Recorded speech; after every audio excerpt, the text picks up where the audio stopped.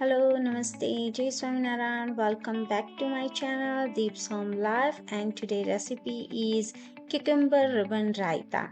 So cucumber ribbon raita is a traditional yogurt-based condiments that features cucumber and yogurt, and you can serve as a side dish that you can enjoy with animals. For that, you will need cucumber, yogurt, salt to taste, olive oil, and lemon juice. That's it. Enjoy as a side dish and hope you like it. Don't forget to like, share, and comment.